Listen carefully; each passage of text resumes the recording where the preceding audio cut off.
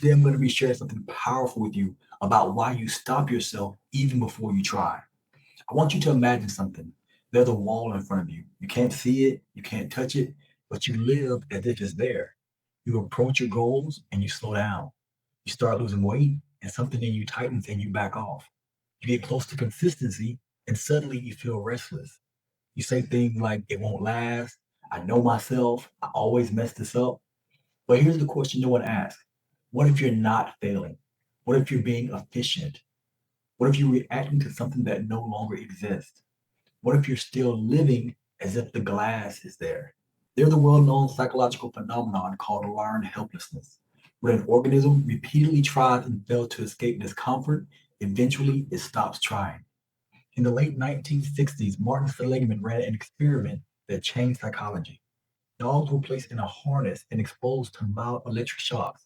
Some dogs could stop the shock by pressing a panel with their nose in front of them. Others couldn't. No matter what they did, the shock would continue. At first, they fought, they struggled, they barked, they tried to escape. Eventually, they laid down. Not because the pain stopped, because they learned their effort didn't matter. Later, those same dogs were placed in a box divided by a low barrier and the harness was removed. When the tone sounded, a shot would begin on one side of the floor, and all they had to do to escape was simply step over the barrier. The dogs who had control before, they immediately jumped over. The dogs who had learned helplessness made didn't even move. They just laid down and endured it. The barrier was low, escape was available, but in their nervous system, the barrier was still there. An invisible glass ceiling they believed they couldn't break through. The barrier was low, escape was available, and still they didn't move. Not because they were weak, because their nervous system had already decided effort is a waste of energy. Now pause because this is where it gets uncomfortable. How many times has the barrier in your life been low and you still didn't move? Let me tell you about a woman I work with. She's a high performer, executive, the kind of woman who runs departments and closes seven-figure deals. She lost 40 pounds before twice. Both times she gained it back. When she sat in front of me, she didn't ask for a better diet. She looked at me with a look of pure exhaustion and betrayal and said, I'm the most disciplined person that I know in every room except my own kitchen. I don't trust myself anymore. And then she cried, not because she hated her body, but because she hated that she couldn't rely on herself.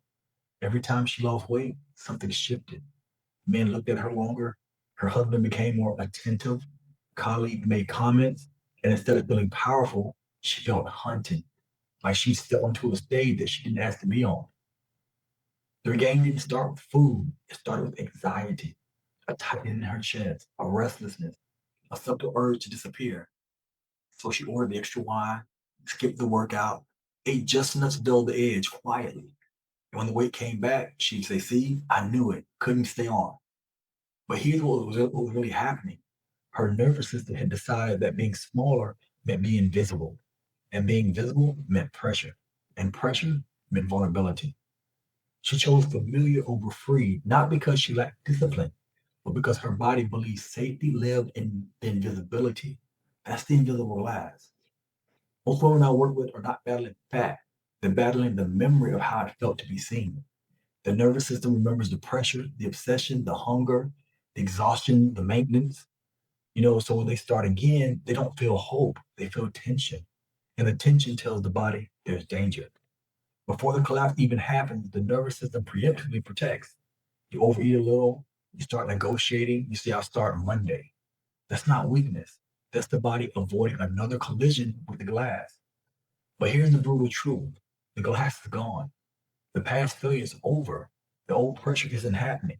You're not that same girl who didn't know how to set boundaries, but you're still living inside the cage that only exists in your memory. The invisible glass doesn't just live in your body, it lives in your identity. And you start to believe, I'm the woman who's struggling with her weight. And because your brain loves being right, it filters reality to confirm it. So when things go well, you distrust it. When you feel calm, you look for the crack. When you hit a plateau, you say, see, I knew it. You don't consciously sabotage the goal. You sabotage the version of you who would have to hold it. Predictable struggle feels safer than unpredictable success. This is why you self-sabotage at the same weight all the time. Why you binge after compliments, why you pull back when someone notices your body changing. Because visibility feels like pressure. Pressure feels like loss of control, and loss of control feels unsafe. You're not addicted to the struggle, you're loyal to safety. Weight loss programs focus on behavior, but behavior sits on top of physiology. You can't diet your way out of a nervous system pattern, and you can't boss baby your way through a survival reflex. You have to retrain safety. You have to learn how to be fit and safe at the same time. You have to build identity at the same time as behavior. Otherwise, you keep bouncing off the invisible glass. And here's the part that matters: the glass disappears when the cost of staying the same finally outweighs the perceived safety of the cage. When your nervous system no longer equates success, with threat, consistency stops feeling like force. Food stops feeling like rebellion. You don't need more restriction, you need recalibration. You need to become someone whose body feels safe expanding into her full potential. This is not done with willpower. It's done with guided rewiring, with repetition, with regulation, with support. If this hits you, if something inside you feel exposed right now, that's good. That means you're not broken. You're patterned, and patterns can be rewritten, but not by white knuckling through another plan, not by starting over again. You don't need more effort. You need safety in your own body. If you're ready to stop hitting the invisible glass and actually step over the barrier, then apply to work with me. Not for another diet, but for dismantling the conditioning underneath it. Because once the glass is gone, you don't have to fight yourself anymore. You just move.